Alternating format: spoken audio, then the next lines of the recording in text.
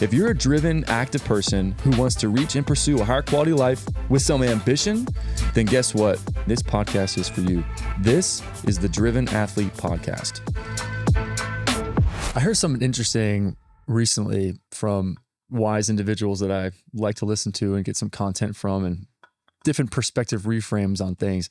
And this was a question was like, what do you spend your money on? Like, what is it that you save for? Like, what is it that you don't spare an expense? We're like, we save money for this, right? What are those things? And we're not going to be cheap with it. Like, this is what we save for, right? What are those things? From what I've heard in my own reflections on some stuff, I came up with some things. Another way of asking is like, okay, money is important, right? It is what it is, right? We need money for the world to go around. It's just a matter of like, what is somebody willing to do to make more money? And that where the moral ethics kind of come in. And that would be, I mean, if it's like bad stuff, greed, right? Greed, unfortunately, is an insatiable thing that comes with money. But we need money. Money's not bad inherently. I think it's just like the willingness to do things and the love for money. All right, so if money's important, what is it you spend your money on? What is it you save for? Another question would be like, all right, then if that's an important, very important thing for your life, what is it you're actually investing in? What is it that you're actually pouring your investments into that you would then by default declare as the most important thing, like that you're finding very important, right? So thoughts with that, what is it that you spend your money on? In my opinion, things that I've gathered, here's what I was going to share. I think top, not in any particular order, I would say what is you spend your money on. One of the most important things would be experiences with people that you love the most or that matter the most, right? Experiences being like fun trips, camping trips, going on fun family excursions, right? I'm thinking like in my head, family, right? That's gonna be the most important people in my life that I'm gonna invest my time and invest money in to do fun things and experience things together. And that forges and builds bonds of relationships. And I know very commonly for myself and also people I've asked in the past or just random conversations with people, some of the first memories they think about when they were kids is fun trips with their family, their parents, their dad, their mom, like whatever, like a camping trip. I remember this one time we did this and it was kind of off the cuff, or it was not really planned and things were off schedule, right? But that ended up being the most fun thing. Another person I've talked recently, they were like, I remember this camping trip we went on when we were young, and one of the most best memories and earliest memories they have that had really good experience with their family was like a camping trip that was kind of rough, like it was roughing it. Like it wasn't glamping by any means. It was just like a tent. They had no bathroom, so they just had to do their thing in nature. And they had to pack and they had to fish for their own food. But this person reflected and was saying that was one of a really fun, enjoyable time that they can remember, a good, great memory. And I was like, all right, well, I'm going to put what are the most important things that we spend our money on, we're saving for this. It would be family experiences. If that's camping, hiking, trips, excursions, a cruise, theme parks, like all together for that purpose together. It's going to forge and create more bonds with the people you experience it with, right? So I was like, all right, I'm going to put that on my list. Experiences with the people that matter the most. The next thing that I have on my list would be, and this is more personal, so like individual based, but soul fulfilling activities. So hobbies that you think are really enjoyable. Hobbies, things that you enjoy doing most in life that give you life energy. Like what are the things that you find the most enjoyable for you? What gives you life energy? I was first brought up to this when I was in grad school. There was like this wellness thing that we were going through. And one of the questionnaires that was coming in was like, what are the most fun things you'd like to do the most in life? Top 3 things. And I wrote on my list. And for me personally, sharing this, and I would right now, like this is personal hobbies, right? This is outside of family experiences. But I would say surfing, find a lot of it. I just really enjoy, it gives me life energy. Like when I'm out there doing my thing and in the ocean, uncontrolled, it's athletic, it creates a lot of physical activity, and it's challenging, but it's fulfilling. It just gives me life energy. I just really enjoy that. I always feel on a super high afterwards. Like, I feel good, right? I feel like it's me. I'm back in myself. So surfing will be on that list. I enjoy playing golf. when I play well, right? And right now I'm averaging probably like 1 round a year just with family life and stuff going on. We're on the grind right now. We got young kids and running a practice and all these things, moving parts. So there'll be a time we'll get back to playing golf again, but right now I have to focus on other stuff. But I would say golf is on the list. I enjoy playing golf. Again, kind of maybe being outdoors, a nature, uncontrolled environments. It's challenging. It's physical requirements. It's not like me watching TV, right? It's like a physical activity, and it's outside in nature. And even if I play well, I enjoy it more, and with people that I like hanging out with, right? So those three things combined, that makes it really fun and enjoyable. It gives me life energy. I look forward to doing it. I love doing it. Another one would be exercising, like fitness. I always feel accomplished. I feel good. It gives me life energy, especially afterwards, knowing that I did something productive that's helpful for my life and longevity and health and wellness. So I would say exercise is part of my list too. I've gone through, I would suggest to people, and including myself, that I've done, but I'm only going to most those 3, but to do 5. What's your top 5 things that you enjoy doing most in life that gives you life energy? I would put that as the second thing in this list, which is soul fulfilling activities, hobbies that you enjoy, that for you personally, your own things.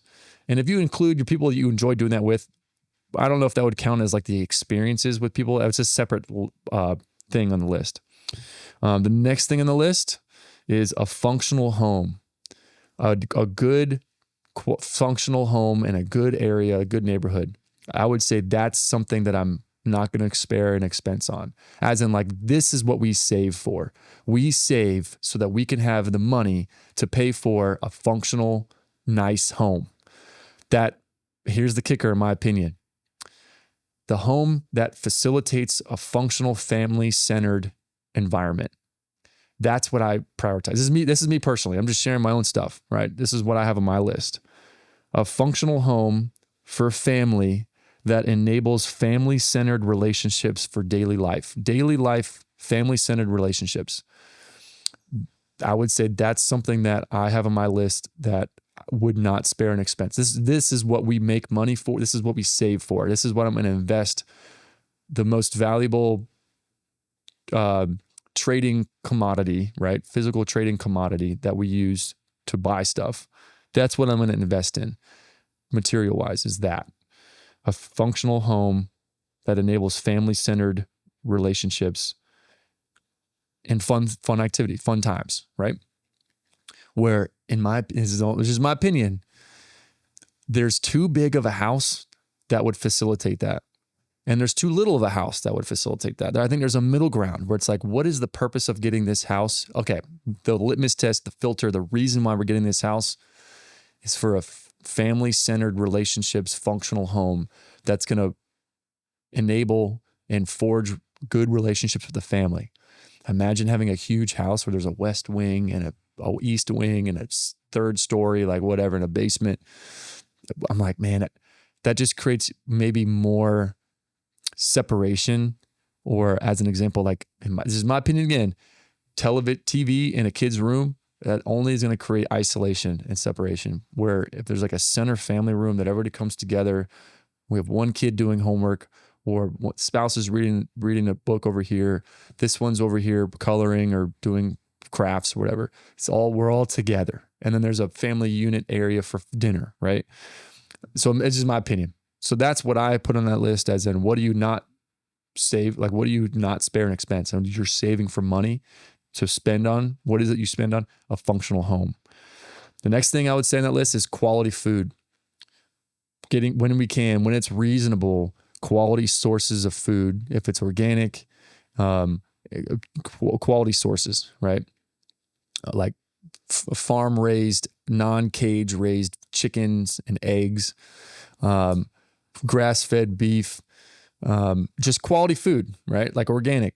I think that's going to enable a longer and facilitate longer, healthier lifestyle for longevity versus eating not great, right? Not low quality food and just be like, F it. Like, let's save money and eat crappy, right?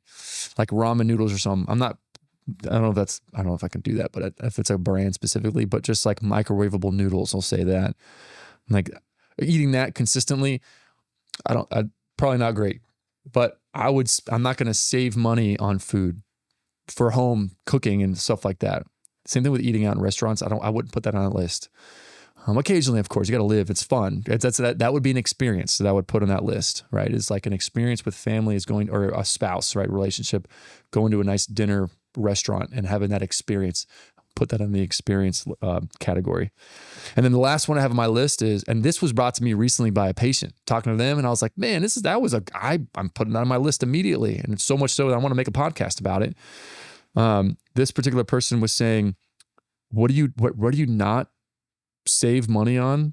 What do you not spare an expense? What do you spend your money? We save for this. Your spouse's relationship, the relationship with your spouse. So something I've heard in the past from people that I like and enjoy listening to that are experienced and wise individuals, they suggested that the number one recognized factor for happiness is what your relationship looks like with your spouse. Your spousal relationship is the number one indicator if somebody feels like they're happy or not. Like on a scale of 0 to 10, how happy are you? Like, I'm actually kind of like not happy. I'm miserable kind of all the time. The number one recognizable factor and contributor to that is the relationship with their spouse. So imagine somebody has like a great relationship with their spouse. They're going to be more consistently a happier scale. That's just what I've heard. And I'm like, oh, I'm going to take that. That's interesting. All right. So with that being said, how can you enhance and enable and facilitate a great relationship with your spouse? Well, I maybe consulting with professionals that do this stuff, that work with spouses that have gotten divorced and look back and reflect and say, here are the things that usually lead to divorce or lead to a shitty relationship with a spouse. So maybe we should avoid these things and maybe implement these things instead that will enable a great flourishing relationship and a happy relationship with your spouse, and a high quality relationship, a deep, meaningful relationship with your spouse where it's energy giving and life giving. And you feel like they're your safe person. That's your safe space. So with that being said, I'm like, man, the way to do that, then what are you going to save money for and spend your money on? That's most important. The couples therapy, mental health, right? With your spouse. That would be the number one thing recognized for happiness. So I'm like, that's a great point. I loved what like this patient said. I'm like, I'm going to put that on my list. That makes sense. So what things do you spend your money on? Spousal relationship, probably mental health, couples therapy.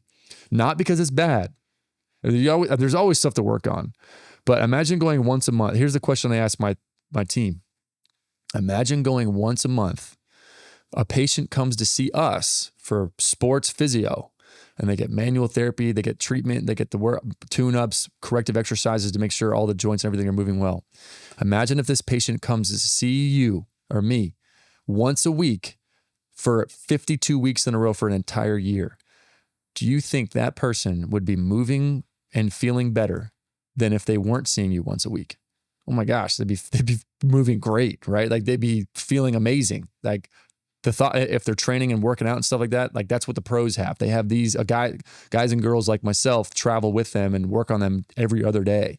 Manual therapy, corrective exercises, tune-ups, just make sure their body and their joints are moving well and soft tissue is feeling good, right? So imagine if a patient, a human, a natural, just a normal everyday person that exercises and has a family or exercises and just has a career, if they were to come to see me once a week for a whole year, what would that look like at the end of that year on December 31st? Probably a lot better moving, and they'd feel better. Like they wouldn't have much pain at all, I would imagine. I'm just going off of what experiences we've had, as long as they're not doing crazy stuff like jumping out of airplanes or something like that. But they'd be moving a lot better. Okay, let's correlate that with couples therapy. Imagine if a married couple was to see a professional therapist on relationships that's reasonable, every other week. Right? Because sometimes during a week, it's not enough things happen to even talk about, like as like problems or issues. Like, yeah, we're good, Let's say every other week, even more manageable. Let's say once a month. That's 12 visits over a year, and let's say each visit is $200. Let's say for a therapist, right? This is a reasonable price. That's $2,400. Would you trade $2,400 to have an amazing relationship with your spouse where you're connected, you're fulfilled, you're deep, You feel safe with that person. You trust them. You're just like, man, we're just in a great spot right now. We're communicating well. We feel good about each other. We're just in a great spot. Like we're just in sync, good resonance, right? That really doesn't happen by accident. Like we can be more purposeful and intentional, but let's say somebody were to invest that money and see a professional once a month. Would they be in a better relationship spot with their spouse if they didn't see them? Of course they would. So with that being said, I'm going to put in my list. So imagine now, let's combine these things. All right. Just for like, what do you spend your money on? What's most important then for you that you're investing the only commodity for trading right now for exchanging of goods and services? What are you going to spend your money on? What are you saving? What do you save for? And what do you not spare expenses on? Like this is what we save for. Imagine somebody has a great relationship with their spouse and they feel great about it. They're just instant, man, we're just in a great spot, right? We're communicating, we're residents. They have a home that is functional and nice, not like over the top with anything crazy. Material stuff, it really doesn't bring much value unless it enables the relationship with your family. And it's functional and it works well, right? Like a faucet and like your dishwasher, like stuff like that. Like it's like it works well. So imagine a great relationship with your spouse with a home that is family-centered, that enables family relationships, right? Occasionally you go on fun experiences with your family or people that matter the most with you. And then you sprinkle in your own life energy hobbies that give you life energy the most. Sprinkle those in a couple times a month and you're eating good food. I mean, in my opinion, I'm like, am I missing anything? I just don't know if there's anything else I'd put in that list. I think that's just, maybe the other one I would add on there would be physical health. I don't spare expenses with physical health. Food would be on that kind of category, but I would maybe say fitness. So paying for a personal trainer, an accountability coach for personal physical health. I think that's I wouldn't spare an expense on that either. Like if somebody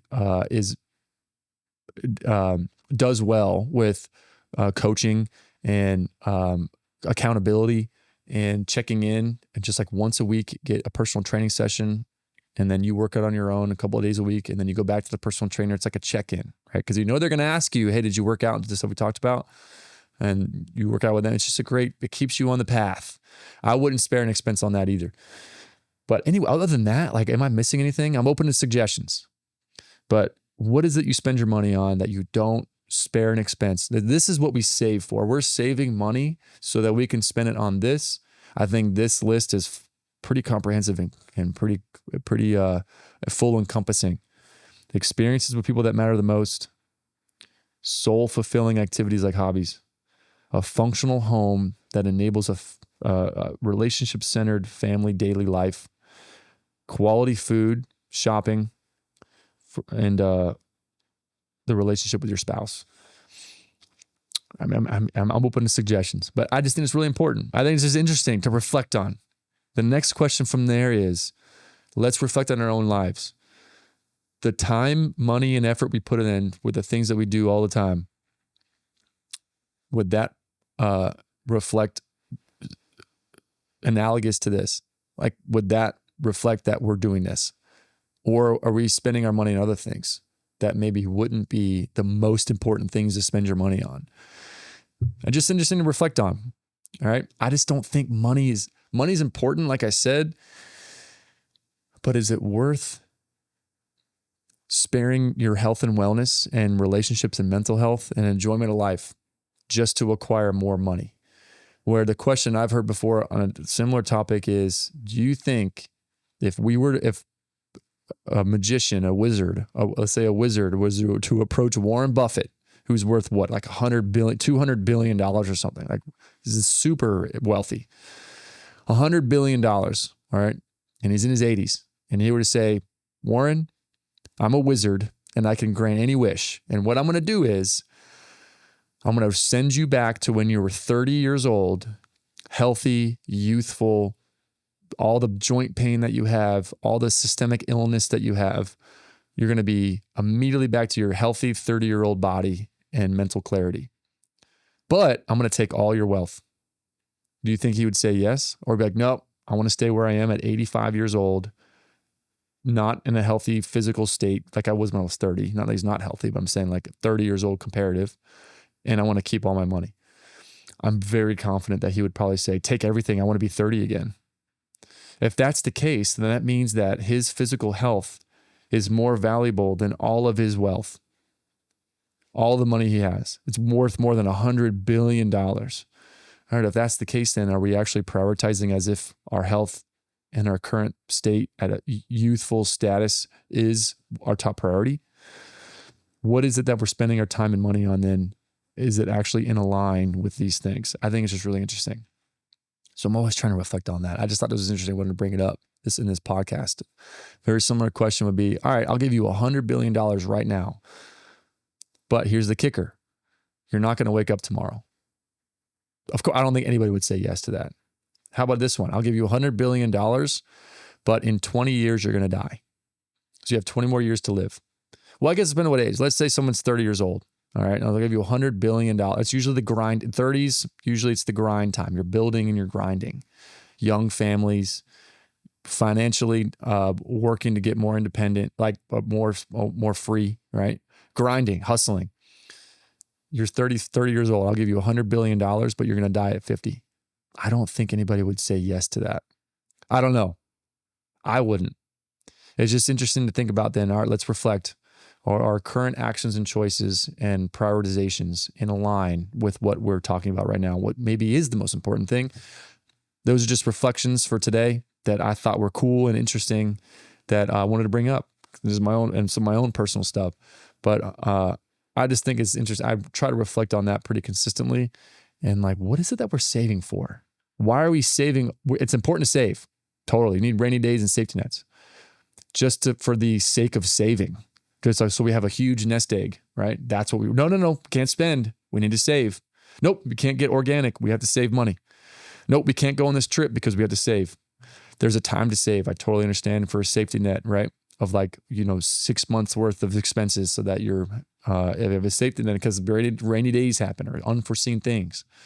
But just for the sake of saving because you need more money when you maybe have a safety net already, I'm like, man, this is what we spend. This is what we save for, to spend on this, or feeling guilty for other, like a home, updating it with some stuff, getting new appliances. Like, is this going to help improve our quality of life? And the litmus test filter for what is a quality of life then? These things, maybe family-centered relationship with my family and kids. Is this going to help improve that quality of life? Maybe having a functional dishwasher that works well, whereas one right now doesn't. Yeah, because I don't have to do dishes all the time. I can spend more time with my kids, right? Or maybe like a functional yard or a backyard or something that we can play in and do fun things. I would spend money on that. I think that's important versus just saving. Nope, can't do that because we got to save. Nope, can't go on trips because we got to save. Nope, don't buy organic. We got to save. I'm not going to therapy with my spouse because we need to save money. We're prioritizing that instead. I'm just saying a person would be prioritizing saving money over the number one indicator for happiness. Let's just reflect on that. That's what I'm doing. And I'm just sharing what I think is interesting and cool because it is insights that I've heard from people wiser and more experienced than me. That's why I'm bringing it up. But I'm open to ideas, right? Like if you have any questions, thoughts, comments, questions, concerns, or conflicting opinions, please share. Like send me a DM. I'm always open to hearing cool ideas and thoughts. So please reach out. I'll catch y'all next time.